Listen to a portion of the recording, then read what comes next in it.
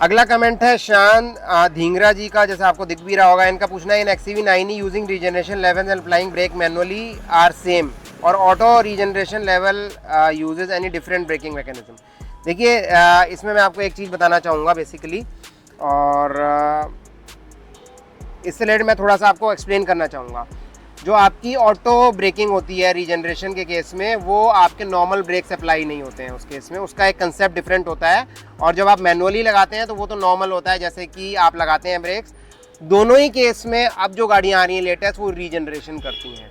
कैसे करती हैं इसका मैं आपको एक पूरा एक्सप्लेनेशन देता हूँ, जो मैंने आप लोगों के लिए बनाया भी है, और मैं आप लोगों से ये इमेज शेयर भी करूँगा। आपको पिक्चर दिख रही होगी, इसमें दिखाया गया है कि एक्चुअली में गाड़ी से दो तरह से ब्रेकिंग होती है।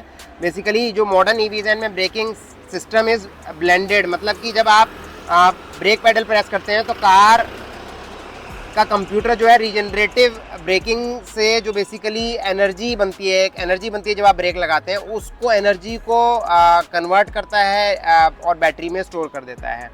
बट वो बहुत कम होती है कंपैरेटिवली। अगर बेसिकली आप क्या कहते हैं रीजन को इनेबल करते हैं तो उस केस में जो है मोटर जो है रिवर्स चलती है, राइट।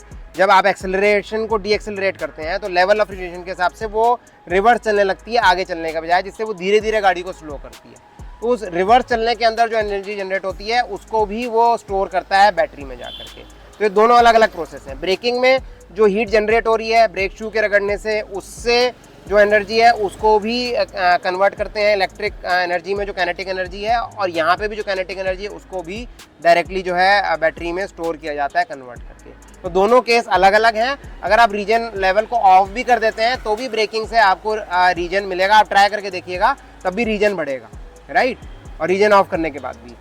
और आप अगर रीजन ऑन रखते हैं तो फिर दोनों तरह से होगा। तो ये बेसिकली आपको डिसाइड करना है कि रीजन रखना है कि नहीं रखना है। इसके ऊपर मैं कंप्लीट वीडियो बना रहा हूँ, अभी जल्दी आने वाला है, और उस वीडियो में मैंने दिखाया है बिना रीजन लेवल को यूज़ किए भी आप अच्छी रेंज ले सकते हैं। बेसिकली रीजन एक फैसिलिटी है। अगर आप एक्सीलरेटर को ढंग से यूज़ करना सीख जाएंगे तो आपको रीजन की ज़रूरत नहीं है, अनलेस अनटिल बहुत भीड़ है वहाँ पे। तो आप बहुत आराम से एक्सीलरेटर से ढंग से, एक तरह से कहते हैं ना प्ले अराउंड आप करके उससे सेफली, एक तरह से प्ले अराउंड मतलब कुछ गलत नहीं करना है, आप उसको ढंग से हैंडल करके आप अपनी एनर्जी बचा करके और बहुत अच्छी रेंज ले सकते हैं। बाकी जब ब्रेकिंग करेंगे तो आपको उसका बेनिफिट हमेशा मिलेगा। तो जो आपका मेन क्वेश्चन था वो ये था कि जो रीजन है उसके अंदर भी ब्रेक्स ही अप्लाई होते हैं। नहीं, उसमें ब्रेक्स अप्लाई नहीं होते हैं, उसमें अंदर मोटर रिवर्स चलती है और उससे जा करके जो एनर्जी प्रोड्यूस होती है।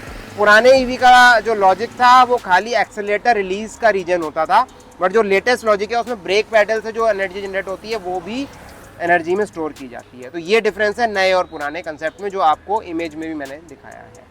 और बेसिकली अगर आपकी भी इसी तरह की कोई क्वेरीज हैं तो आप कमेंट कर सकते हैं, और अगर आप कुछ शेयर करना चाहते हैं दूसरे लोगों से, आपके पास कोई अच्छी इन्फॉर्मेशन है तो वो भी आप कमेंट कर सकते हैं। मैं उसको पूरा एनालाइज करके और फिर उसके ऊपर डेफिनेटली वीडियो बनाऊंगा।